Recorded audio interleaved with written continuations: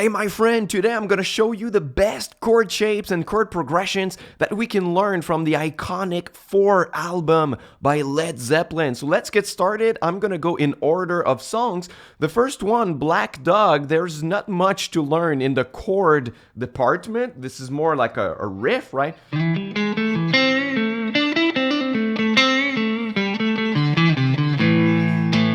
Aside from just an A power chord, so I'm gonna skip this song. So at number 1 in my top 10 in the song Rock and Roll, if you don't already know this is really great to play rock, blues rock style, right? You're gonna play your A power chord, but then you can add your ring finger on the 4th fret of the 4th string, and then your pinky on the 5th fret, and then that creates that kind of.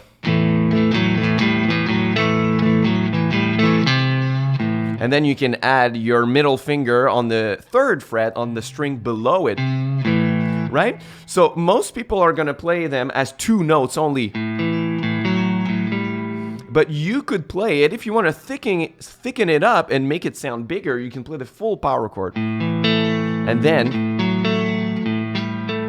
right, in the same way that any power chord can be played as a 2-note version or a 3-note, to thicken it up, you can do that here. So on A, you can do that.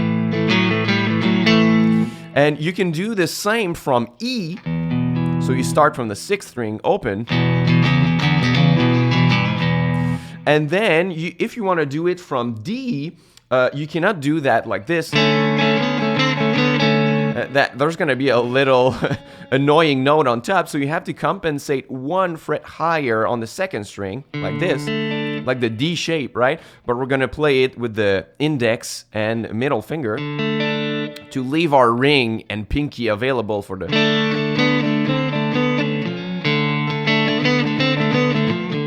Right? So if you didn't know these chords, they are really, really useful, and they can be found in the song Rock and Roll.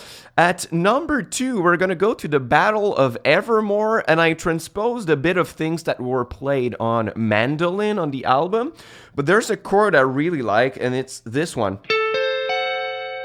Right? So it's kind of an A chord, but we add a little 6 interval in it.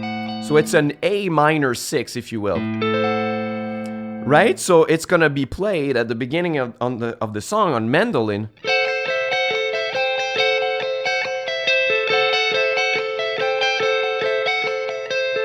But that's a great shape to keep, and keep that shape right here, and you can move it to a regular A minor. Try it if you want.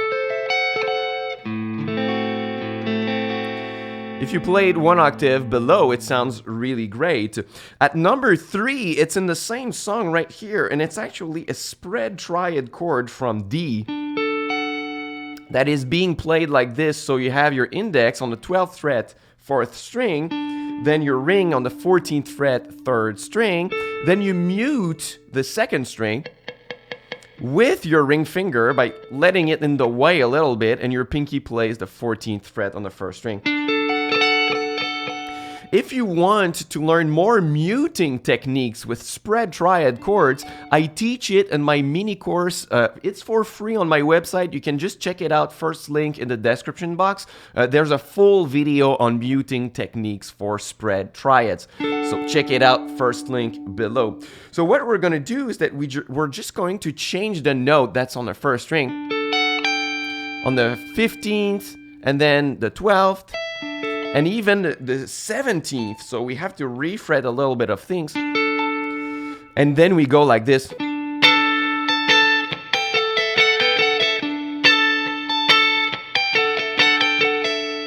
Right? And if it's too hard for you, maybe you could drop the note on the 12th and just play the open D if you want. And then that's going to leave more space for your finger, so you can play it as an octave right here, and then.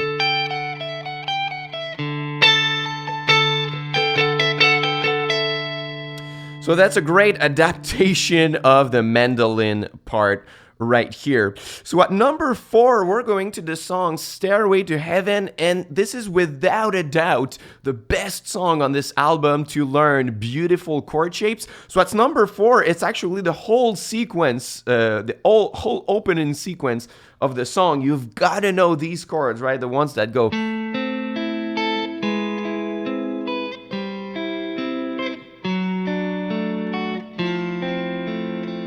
I mean, these are all useful chord shapes that you could reinvest somewhere else into your own music right here. So what's great about this progression is that you have a bass line that goes in chromatic motion. If you only listen to the lowest note, it's like dun, dun, dun, dun, dun, dun, dun, dun, which is super beautiful. So we start with an A minor. So it's like an A minor bar chord, but we just keep the first 4 strings. Then we've got this weird chord. There has been so much debate on YouTube in the last years of what this chord actually is. If you want to see the full video of Paul David's really covering this chord and what it could be called, I'm going to put it in the upper cards. But if you look and you consider that this would be the root of the chord, this would be a G sharp major with a sharp 5 and a sharp 9.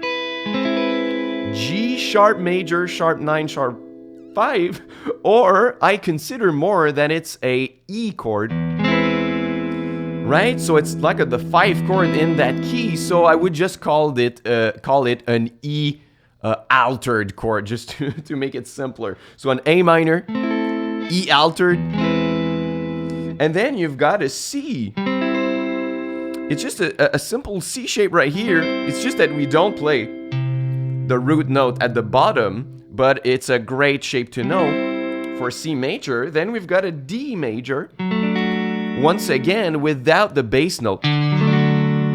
So just like this, great shape to learn. And then we've got an F major 7. So that is beautiful. And you could keep that one in closed position like this, like a little pyramid, all fingers in order, but it just sounds beautiful. So in a sense, this chord progression is like A minor that goes to E, that goes to C, that goes to D, and then to F. But it's just done with much better voice leading and chromatic notes on the bass line, so that's beautiful. At number 5, I'm going to show you the A minor 7 chord that is iconic in this chord in this song, and it's this voicing right here. So you just take the A minor open chord that you probably already know, but we're going to add our pinky on the 3rd fret of the 1st string. And that's going to create a beautiful A minor 7 voicing. And the minor 7 that we add is on top. It shines on top and it's beautiful. So it goes. So, right, each time that I hear this particular voicing of a minor 7, I think about Stairway instantly. At number 6, it's all the little triads that we play after that. So we have an E minor triad that goes to a D triad, D major, and we just slide it 2 frets down for a C triad. So, and then we're going to open the 4th string, the open D string, and we're going to play this. So I really like it because it's like we're playing a D chord, but we're suspending it higher above it, then it resolves on it, and then we're suspending it lower with a C triad that resolves on D again. So it's super cool. So you can always suspend the chord higher or lower, and it's gonna create a great effect like this. And those triads are super useful for a number of applications. The minor version here, and the major version here. So I love it.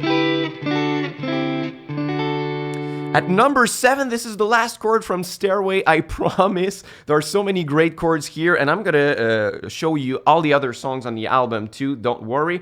So it's actually a super great voicing on the C chord. So after we do the little D chord thing like this, so we're just playing a D open chord.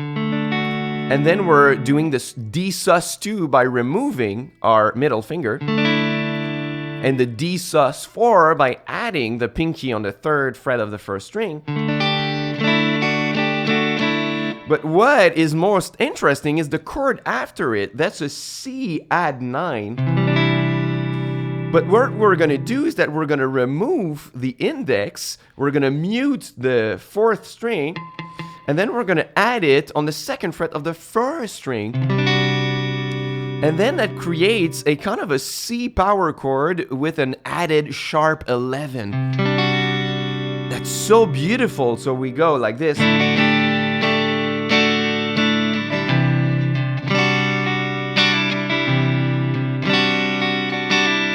So you can always move and play with it and a little pull off to play the open first one. But it's such a beautiful chord voicing at sharp 11. I absolutely love it. So let's go to the next one at number 8 in the song Misty Mountain Hop, where we have this. But what's cool is what comes after it, the little.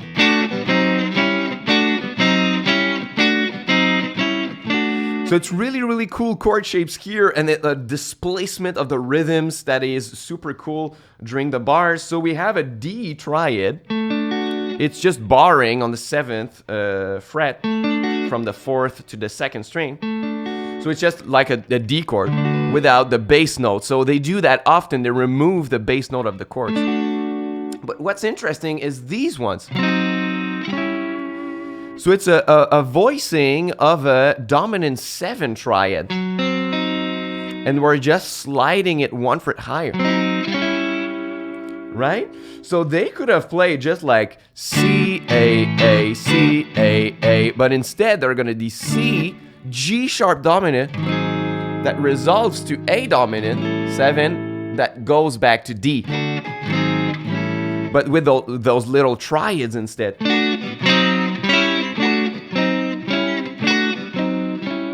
So that shape right here is really nice because if you add the A note at the bottom, it becomes an A dominant 7. But if you add the E flat, let's say here on the 6th fret of the 5th string, then it becomes a E flat dominant 7 with a flat 9. So it's an altered dominant 7 chord.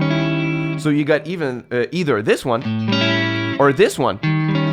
That's what we call a tritone sub in the jazz genre, right?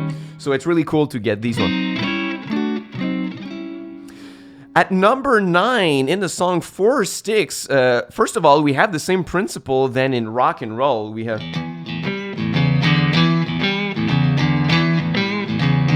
the principle of opening a string and then playing in the same way that we could do. It's just the same principle here. But what interests me in this song is actually the little interlude where they're playing chords with lots of open strings. So it goes somewhat like this.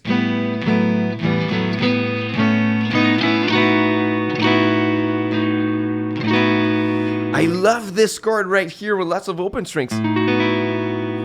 Because it's so cool, we can consider that we are temporarily in the key of A, right? But this is a Lydian flavored chord. We have a kind of a sharp 4 or sharp 11 once again. And with all the open strings, it sounds so cool, this chord right here. So then it's all a matter of playing little triads like these. So you have this shape right here, and this shape right here with 2 frets distance or 1 fret distance. And then you go.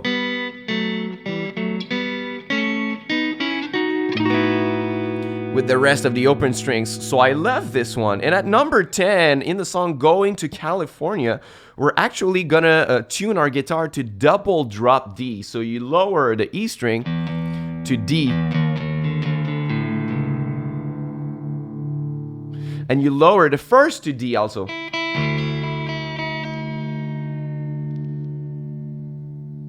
And now that both of your E strings are now D strings, you can play a shape of a D sus2 with all the open strings. That's gonna create a big D chord right here, right? And then you can add some finger picking. But the chord that interests me is what comes after it. It's this shape right here. That's a G major 7. That sounds beautiful like this.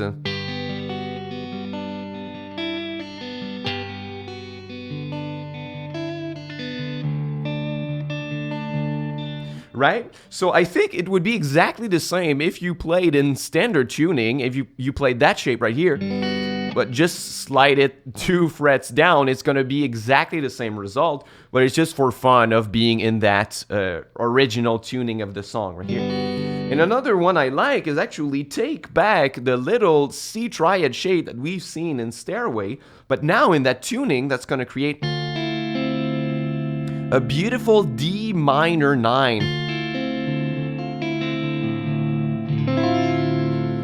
that I love in the song too. And in the last song, when the levee breaks, there's nothing special to learn as far as chord shapes. You're just going to retune your whole guitar in C, F, C, F, A, C, so that you can play all the chords as bar chords like these with a slide to be able to play the. But as far as chord shapes, it's just like barring on the whole fretboard. So just to remind you, if you want to learn more muting techniques and more shapes of spread triad chords, this is what I'm offering you in my free course that you can get, first link in the description box, if you want to play those chord shapes like in the Battle of Evermore.